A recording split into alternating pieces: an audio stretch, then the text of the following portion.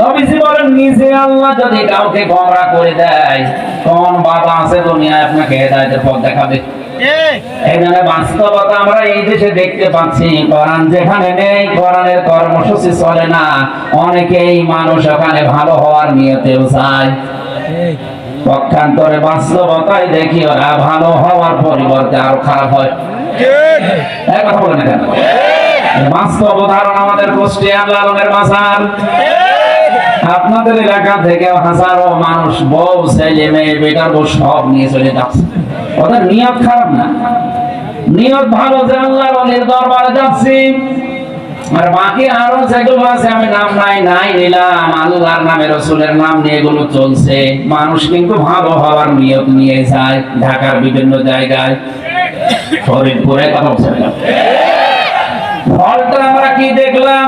ওখানে কোরআন নেই, কোরআনের কর্মসূচি নেই, কোরআনের কোন নিয়ম নীতি ওখানে চলে না। এখানে মানুষের নিয়ত ভালো ছিল, কিন্তু কোরআন না থাকার কারণে আল্লাহ নিজে তাদেরকে আরো গোমরাহ বানিয়ে দিচ্ছে। আগে গাঁজা খেত না, লালনের মাজারে ভক্ত হয়ে এখন গাঁজা খায়।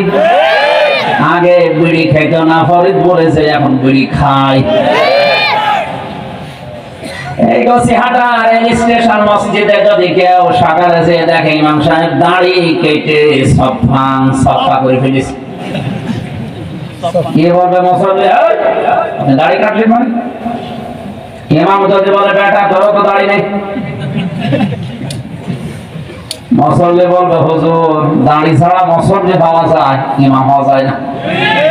বিশেষ করে আমার দেশে কথা বলে না কেন? কেউ মানবে, কেউ মানতে চাবে না। কি আপনার বিবেকে কি একটু নাড়া দেয় না? গছিহাটা বাংলাদেশে আমার মনে হয় এখান থেকে 200 কিলো গেলে কেউ চিনবেও না। চিনবে না? সর্বোচ্চ শ্রেণী পটিয়াদি অথবা কিশোরগঞ্জ। আমার খুলনা বিভাগে যে যদি বলেন গছিহাটা গিয়েছিলাম, বলবে কোন দেশে? দেখেন এতটুকু আপনাদের এলাকায় কত নাম করা জায়গা, এটা এখানে স্টেশন পর্যন্ত আছে 1-1.5 কিলোমিটার শুধু বাজারই, বিশাল এলাকা।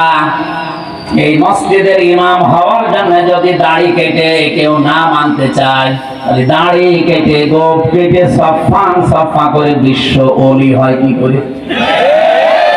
এরপরও যাদের মাথার ভেতরে ঢুকবে না, আমার মনে হয় ওদের মগজে উপরে পোশাক করি। আমি তো ওইভাবে চিল্লাতে পারি না, নরমে দিলাম, আপনি বলছেন।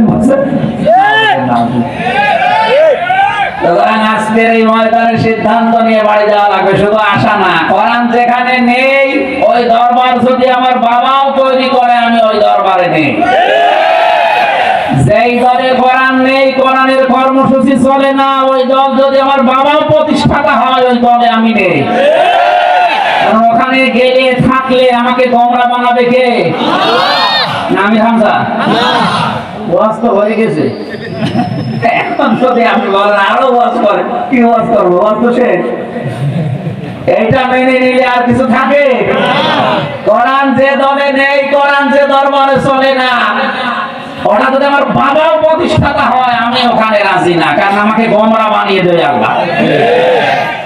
শব্দ যদি ব্যাখ্যা ভুল হয়, বলেন তো এখানে উপাধ্যক্ষ অধ্যক্ষ আছে, বলেন আল্লাহ ইউযিল্লু মান ইয়াশা, আল্লাহ নিজে দায়িত্ব নিয়ে আপনাকে গোমরাহ বানাবে। এই জন্য আমরা হেদায়েতের পরিবর্তে আরো খারাপ হয়ে যাচ্ছে। সুতরাং আমি ডাক দেবো আজকে কোরআন দিয়ে, আল্লাহ হেদায়েতের উপরে আমাকে যেন রাখে, আর ডাকে যারা সাড়া দেবে তাদেরকে আল্লাহ যেন সিরাতে মুস্তাকিম নসিব করে দেন। বলেন আমিন। দরুদ আর সালাম পড়ছে আমাদের নবী, মানবতার মহান শিক্ষক মুহাম্মদ রাসূলুল্লাহ সাল্লাল্লাহু আলাইহি ওয়াসাল্লামের প্রতি, যার আনিত আদর্শ মানবতার মুক্তির একমাত্র গ্যারান্টি। এই পৃথিবীতে বহু মানুষ চেষ্টা চালিয়েছে শান্তি দেওয়ার জন্য, কাঙ্ক্ষিত শান্তি দিতে পারে না। কথা বলে না কেন?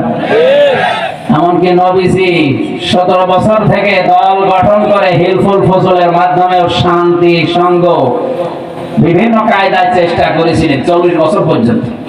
23টা বছরে তিনি সাকসেস হতে পারেন।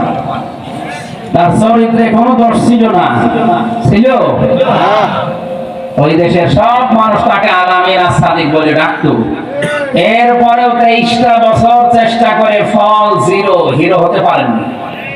ওই একই মানুষ, এইটা হাতে পাওয়ার পরে 40 থেকে 63, এইটাও 23, এটা কত? এই 23 বছরে তিনি এমন বিপ্লব ঘটিয়েছেন, কিয়ামত পর্যন্ত হায়াত পেলেও কে বিপ্লব ঘটাতে পারবে না।